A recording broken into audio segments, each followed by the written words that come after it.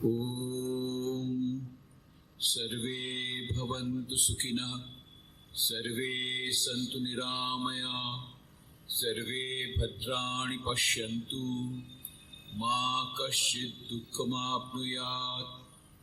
Om Shantihi Shantihi Shantihi. O Lord, let all be happy, let all be healthy, let all attain goodness, let none get misery. Om, peace, peace, peace. Respected chief guest of the function, Adarian Padma Bhushan, Hafiz Sohrab Contractor Ji, respected Jeru Contractor Ji, Nikitan Contractor Ji, Edward Dr. Kushru Homi Ghadiali, whom we just now heard, Adarian Sri Chaitanya Bhai Desai, Chintan Bhai Desai, Jagruti Ben, dignitaries present on the dais, off the dais, my dear brother monk, Swami Ishtabayanand Ji, the head of our Ramakrishna Mission Vivekananda Memorial Vadodara, all the respected guests present here, dear sisters and brothers, dear friends. I am extremely happy to be here. At the outset, I would like to congratulate the organizers for this organizing beautiful function on the occasion of 102nd birth anniversary of this great Parsi Agiyari Adarian Saheb. I remember this Jeru contractor had invited me when there was 85th anniversary of Agiyari. And so just now when she, a few days back when she telephoned, I said, of course, I will have to be there, not only because we are neighbors. Ramakrishna Mission is situated just opposite her house. And second thing I would like to tell you, that on 18th April 2005, Shri Narendra Modi, the present Prime Minister who was at that time Chief Minister of Gujarat, himself came and handed over that historic Dilaram Bungalow in which Swami Vivekananda himself had stayed as the guest of the then Diwan Manibhai Jashbhai in 1892 April. And he handed over the bungalow on 30 years lease at 1 rupee token rent. Himself had come, handed over the bungalow documents and inaugurated the pictorial exhibition. Since that time, this Jeru contractor, Jeruban contractor is a member of our managing committee of the ashrama and still at present. And she is always present. She is the person who has been attending all the meetings regularly and she is invariably there. So we are grateful to Jeruban, and this is the least we can do. Whenever she calls, we have to be here. So at her call we are here and we are happy. And I take this opportunity of congratulating all the Parsi community here that you are all very fortunate that Jeruban contractor, Nikitan contractor and others are there to look after this trust, and how they have renovated all the buildings except two, which will be renovated very soon. And you are also very fortunate, and this Parsi community here deserves congratulations.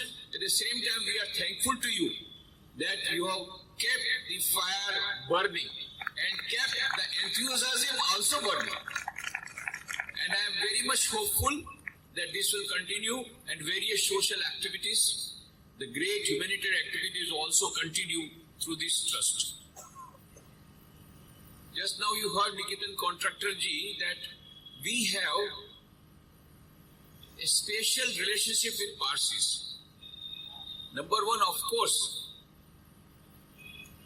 you remember Swami Vivekananda had gone to America to participate in the World's Parliament of Religions Chicago, and he delivered his historic speech at Chicago on 11th September 1893. Mind you, that was also 9/11. But we did not listen to his message of harmony of religion. There are another 9/11 after 180 years, and the World Trade Center were broken. On that day, he started his speech. Swamiji had started his speech that we do not believe in only universal toleration. We believe in acceptance. We accept all religions as equally true. And then he gave the example of Zoroastrianism, how India gave sheltered the remnants of the holy people that who had come from Zoroastrian people had come there, and how they got their shelter here in Gujarat, in Sanjan. You know how that milk was given, full milk. The pot was full, and the Rana told that we don't have any space, and the priest sent back the same with little sugar in it, and he conveyed the message that we will not overflow. Rather, we will be like sugar. We will be mixing with it and making the milk sweeter. And this is exactly what has happened today. The Parsi community is sweetening. Never there is any quarrel. Never there is any interreligious misunderstanding. As you know, not only that, so many Parsis have come forward for building this nation.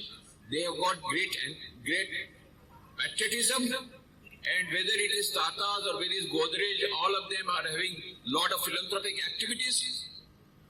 And so, what Swami Vivekananda told, that respect towards Zoroastrianism is continuing. And in all our centers, we have 283 centers all over the world, 213 in India, rest now abroad. In most of the centers, we have symbols of world religions. And the symbol of Zoroastrianism is always there. Always there. And from 127 years, Swami Vivekananda started Ramakrishna Mission 127 years ago. Since 127 years, from 127 years, we have been always talking about harmony of religions. In fact, there is a condition that anyone wanting to become even a lay member has to give a declaration that I will accept and respect all religions of the earth. And whenever we have interfaith conferences, invariably we invite a representative from Zoroastrianism as we invite from other centers. So we have a close relationship with Parsi people, but we have a special relationship also. How? When Swami Vivekananda had gone to America to participate in the World Parliament of Religions, he went from Bombay on 31st May 1893, he left Bombay, went to Japan, and from Japan on 14th July, he went to Vancouver for going to Chicago, and he started on 14th July and reached there on 25th July at Vancouver. And with him was Jamsetji Tata, and they had a lot of interaction. And Jamsetji Tata and Swami Vivekananda advised him not only to become a merchant, but become an industrialist and start industry so that the people in India get employment. Not only that, he said you should also have some research institute. Jamsetji Tata remembered this conversation, and then he started the scheme of Indian Institute of Science, for which he also declared that he will give 30 lakh of rupees out of 74 lakh of rupees. He himself will give personally. But that time the British government was against it. Lord Curzon was very much against it. He wanted only clerks out of India and no other higher education people. And so he opposed it. Finally, Jamsetji Tata wrote a beautiful letter on 23rd November 1898 from Bombay. He wrote to Swami Vivekananda that you must have doubtless heard about the great institution that I want to bring about for the research. At this point, you might remember me as a fellow passenger. I was there with you in the same steamer from SS Impress of India when we traveled together from Japan to Vancouver. At that time, you had told me to start research institute, and I have started now research institute, and now I want your help because the whole nation is having a great respect towards you. In fact, when Swami Vivekananda returned to India, he was given a welcome which is given to a world conference. And so Jamsetji Tata thought that since the donations are not coming forward, since the government is not cooperating, he requested Swami Vivekananda to bring out a fiery pamphlet rousing the people to come forward to help this. And Jamsetji Tata writes there in the letter, and I know not of a person who could be a more fitting general than Swami Vivekananda. He has so much confidence on Swami Vivekananda. And then not only that, he followed it, he sent his representative to Belur to meet Swami Vivekananda. And Mr. Pasha met him after 2 months. Then Swami Vivekananda he told Prabuddha Bharat, which is a monthly, he wrote called the people of India to come forward to help in this campaign. And then Sister Nivedita took the project forward. But Lord Curzon was very, very determined not to pass this. So when Sister Nivedita failed, then she went to America, took the help of Miss MacLeod, Mrs. Holy Bull, and then with that pressure, ultimately that project was sanctioned by the British government. 1911, the Indian Institute of Science came up in Bangalore, for which 375 acres of land were given by the Maharani of Mysore. And you know, Swami Vivekananda returned to Maharaja of Mysore. My dear Prince, this life is short. The vanities of this world are transient. In this short life, they alone live, who live for others. The rest are more dead than alive. And Maharaja passed away within 6 months. But Maharani took up the message, and she gave 375 acres of land plus 5 lakh rupees for this Indian Institute of Science, and that is how Indian Institute of Science came forward. So Jamsetji Tata had taken the help of Swami Vivekananda for executing this project, and also he had taken up this scheme because Swami Vivekananda had told what we want in our country is first science and technology and research, then only India's poverty will go away, and then only India will again become a great country as it was in the past. So Jamsetji Tata was so much impressed by the visionary ideas and leadership ideas of Swami Vivekananda. So when we called Dr. APJ Abdul Kalam, the President of India at that time, Rashtrapati, for inaugurating Vivekananda Institute of Value Education and Culture at Porbandar, he came on 12th January 2006, which is Swami Vivekananda's birthday, gave a very inspiring speech, and how Swami Vivekananda traveled together with Jamsetji Tata and inspired him to start Indian Institute of Science. All these things he told. Then during the question-answer session, he was asked, how did you start appreciating Swami Vivekananda? Then he said, when I had gone to Tata exhibition, I saw the original letter of Jamsetji Tata, written by Jamsetji Tata to Swami Vivekananda on 23rd November 1898. And then I saw that Swami Vivekananda was such a visionary. In 1898, he was talking about this research institute, and Jamsetji Tata is taking his help. So since that time, I started appreciating Swami Vivekananda. So that is the relationship between Jamsetji Tata and Swami Vivekananda, and Tatas continue to help us in various projects. And Tata Trust, as you know, their transparency of Tatas is as much as that of Ramakrishna Mission, 100% transparency. Not only that, their service activities, and they don't get any profit, they give it back to the society. This they are maintaining even as of today. So these Parsis, whether they are Tatas or whether they are Godrej people or all the other community, they are making this society sweeter by giving back to the society, as it has been told earlier. So we have a special relationship with the Parsis.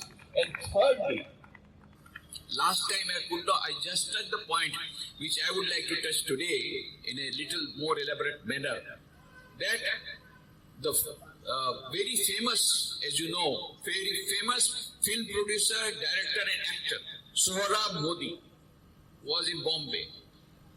He came in contact with the literature of Swami Vivekananda and Ramakrishna. And though he went to Belur Math, his brother was more impressed. He gave him the book, and after reading the book, he was impressed. So he went to Calcutta. Then Sri Ramakrishna had already passed away in 1886, and Swami Vivekananda had passed away in 1902. But he went to Holy Mother Sharda Devi, who was still present, the consort of Sri Ramakrishna, whom everybody reveres as Holy Mother. 1919. So at that time his age was hardly 22 years. And then at that time she was, because 1920 Holy Mother passed away, so she was not well and she was not giving darshan. But that Sohrab Modi told Swami Sharadanaji, no, I have come all the way from Bombay and I want to have darshan. Then reluctantly Swami Sharadanaji told him to go up. And after a long time he came back. He said, Holy Mother gave darshan and also gave me mantra diksha. Then Swami Sharadanaji, she doesn't give darshan and she has given mantra diksha. So Sohrab Modi received mantra diksha from Holy Mother Sharda Devi. And Holy Mother knew only Bengali, neither English nor Hindi. And Sohrab Modi did not know Bengali. How they could communicate with each other by heart is a very strange thing. But we all came to know about it. We did not know anything. But one day a telephone call came to a monk of Ramakrishna Mutt that Sohrab Modi wants to meet you and wants that you should go to his house. We were very much wonderstruck. We have nothing to do with film producer and director. And why a film actor was wanting us to see? Anyway, the Swamiji went there.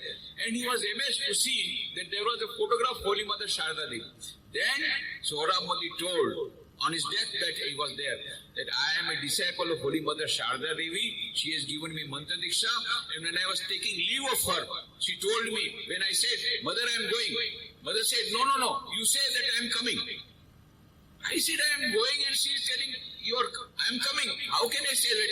Anyway, I was very much puzzled. But now I know why she says it. Because now I know I am really going to Mother. Mother is calling me again. And so I could understand the significance, why Holy Mother said, don't say that I am going, I am coming. And so now I am going to Holy Mother. Before going, I wanted to have blessings of the monks of Ramakrishna Mission. And he used to come every day, but we did not know. Every day he used to come to the temple of Holy Mother, sit there for many hours and pray. And when she was not well, when he was not well, we have a big hospital. The doctors told me that when his eye had to be operated, he needed operation here. All these things we came to later on. So our relationship with Sohrab Modi, who is a Parsi, our relationship with Tatas, Jamsetji Tata in particular, and all that, and our respect towards all religions, including Zoroastrianism, that is what brings Ramakrishna Mission to Parsi community and to talk about the present, Nikitan contractor, Jeru contractor, and so we have many Parsi friends, and many of them have come to our interfaith conferences. So at least on this occasion, great occasion of 102nd birth anniversary of this great Parsi Agiyari, we again give congratulations to all. We are thankful to the organizer for giving this opportunity, and we hope and pray that this relationship continues forever. Thank you very much.